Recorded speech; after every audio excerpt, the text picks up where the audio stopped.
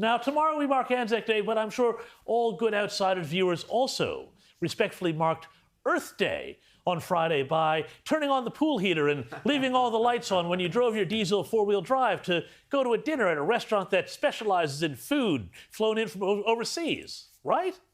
Well, anyway, enough about me. Let's talk about how Joe Biden marked his Earth Day. He flew all the way across the United States to Seattle. Don't worry, I'm sure he offset the miles on the Air Force One carbon offset program that was supposed to be about the environment, but instead revealed just how bad his cognitive state appears to be. Now, I don't say this with any joy. This is the man who is supposed to be the leader of the free world at a time of the greatest instability since the Second World War. But have a look at this.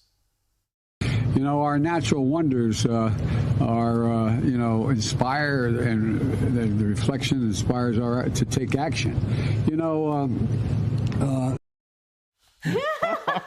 our natural wonders are, inspired, and the reflection inspires to take action. Profound. Joe Biden also forgot the name of the big climate, the thing, the place he went to a few months ago. We saw new standards. We set new standards. We slashed methane and brought over 100 nations together when I was at the big meeting we had in Europe. 100 nations around the globe. The big meeting we had in Europe. I don't blame him for not remembering. He slept through half of the thing, actually. Disabled and non-disabled all around the world, I call on you to commit to concrete actions to stop the destruction of this magnificent planet. This conference is one of the most important meetings in history. Now, to be fair, that did sound pretty dull. But I'm also pretty sure he was referring to the COP26 meeting in Glasgow. Who really knows, though? The president also revealed in Seattle that he had discovered a new breed of bear. Its children are called economic cubs. Out here in the West, we're repowering retired power plants and clean hydrogen and advanced nuclear, making them economic cubs again. I bet they're really cute and cuddly. And of course, no Biden speech would be complete without his trademark whisper scream.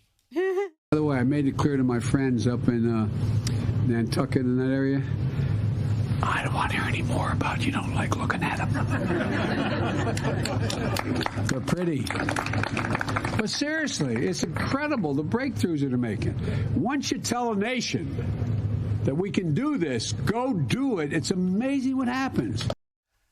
And, of course, there was an Earth Day gift to America's enemies who must be laughing at his claim that he is going to make every U.S. military vehicle climate-friendly. We're going to completely, we're going to start the process where every vehicle in the United States military, every vehicle is going to be climate-friendly. Every vehicle. We're going to have I mean it.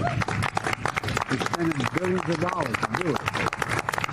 And it's going to matter.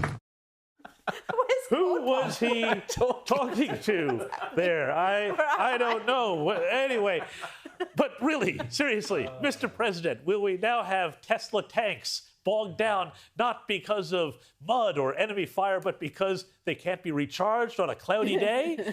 I mean, seriously, the sound you hear in the distance is not the peals of laughter from Rowan and Rita, but it's the peals of laughter from the Beijing Politburo.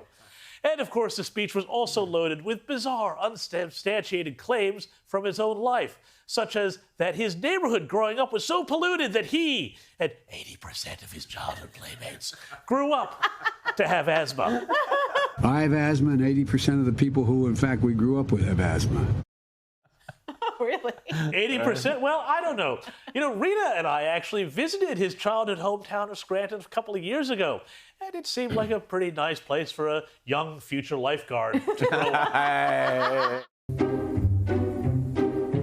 Well, here we are, Rita, Scranton, Pennsylvania, where it all began. And this is the childhood home of Joe Biden. That's right, a young man who would go on to pursue a career of politics, become Vice President of the United States. But before that, he was a lifeguard at a pool where he would allow young children to touch his hair legs. And to get hot, I got hairy legs.